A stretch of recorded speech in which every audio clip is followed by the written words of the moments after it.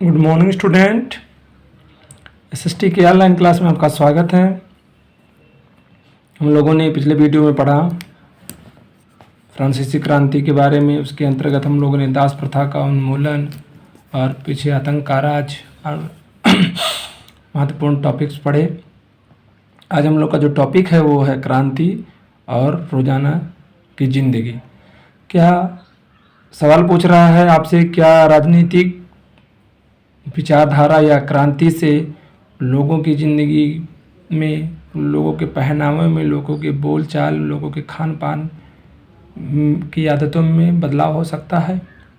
बिल्कुल ऐसा हो सकता है, जैसा फ्रांस की क्रांति में हुआ। 1789 ईस्वी के फ्रांसीसी की क्रांति के बाद लोगों के जीवन में कई बदलावों को देखा गया।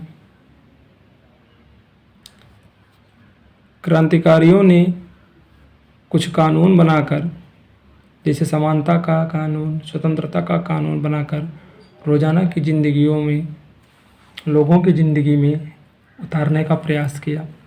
बास्तिल के विध्वंस के बाद जो लुई 16वें के आतंक का प्रतीक था, 1789 में गर्मियों में जो सबसे महत्वपूर्ण बदलाव आया था वह था फ्रांक सेंसरशिप की समाप्ति। ये फ्रांक सेंसरशिप क्या है?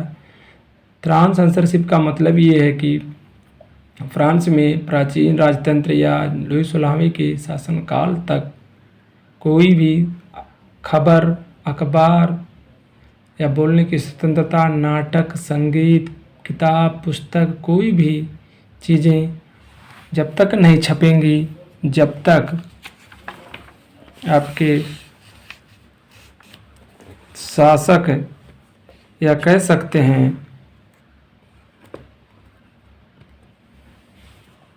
शासन के अधिकारियों द्वारा उस पे आपका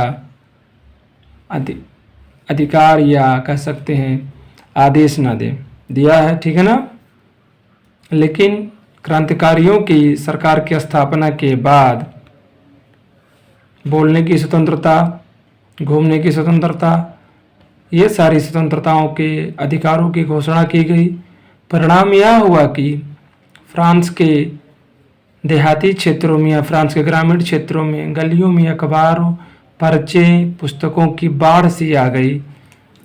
फ्रांस में घट रही घटनाओं, बदलावों का ब्यौरा और इन टिप्पणियों का पर बात होने लगी। संगीत, नाटक, उत्सवों का आयोजन होने लगा या स्वतंत्रता और न्याय के विषय में राजनीतिज्ञों और दार्शनिकों के पांडित्यपूर्ण लेखन का समझने और जुड़ने का सबसे आसान और सबसे बढ़िया तरीका था। अगला जो हम लोग का टॉपिक है वो है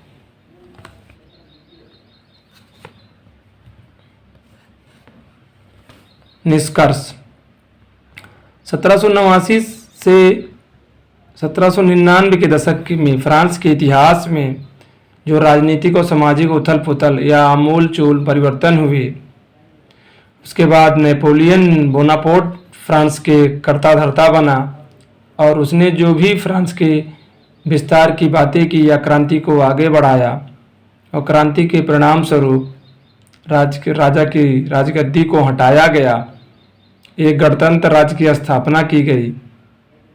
तमाम तरीके के खूनी संघर्षों का दौर चला बच्चों, और इस तरीके से अंत में नेपोलियन क्या हुआ, फ्रांस का तानाशाह नियुक्त हुआ या स्थापित हुआ, जिससे इस क्रांति के कई मूल्यों का पश्चिमी यूरोप और उसके बाहर भी प्रभाव और प्रसार हुआ।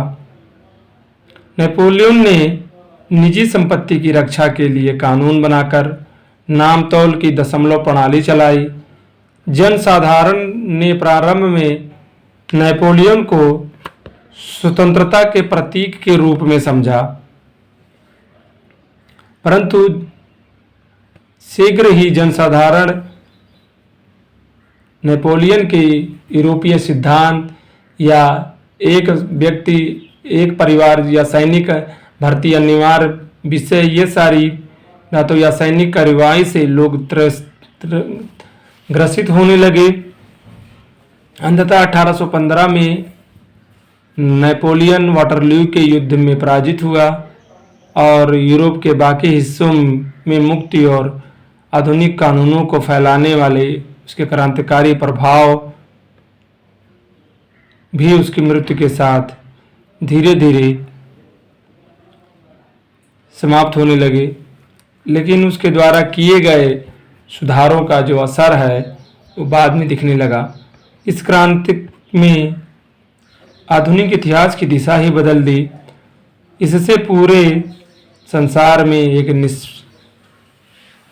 निरपेक्ष राजतंत्र या जो तानाशाही है उसका अंत होने लगा।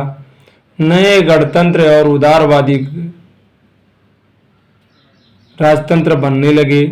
स्वतंत्रता और जनवादी अधिकारों के लिए फ्रांसीसी क्रांतिकारी विचारधारा वो सबके लिए एक महत्वपूर्ण विरासत थी या विचार का प्रेरणा स्रोत थी। ये विचार 19वीं शताब्दी में फ्रांस से निकलकर बाकी यूरोप में भी फैले और इनके कारण वहाँ की सामंती व्यवस्था का नाश हुआ और नए संप्रभुता वाले राष्ट्र राज्यों की स्थापना हुई।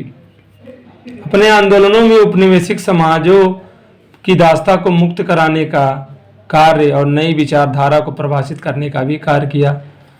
फ्रांसीसी क्रांति से भारत के भी कई लोग प्रभावित हुए, जिसमें आपके राजा राम मोहन राय और टीपू सुल्तान थे। टीपू सुल्तान तो फ्रांस में प्रचलित जैकोबिन क्लब का सदस्य भी बना और अपने यहाँ श्रीरंगपट्टम जो कर्नाटक उस मैसूर की राजधानी थी उसमें स्वतंत्रता का वृक्ष भी लगवाया। ये चैप्टर आपका समाप्त हो गया है। ठीक है, इसके क्वेश्चन आंसर आप लोग करेंगे और क्वेश्चन आंसर करके आप लोग ग्रुप में इसका जो होमवर्क है क्वेश्चन आंसर का प्रश्न उत्तर ये सब आप लोग करके भेजेंगे। ठीक है, जो जो लिख के भेजेगा उसी का प्रेजेंटी या अटेंडेंस माना जाएगा। आप लोग इसको पूरा करके कल भेज दीजिए।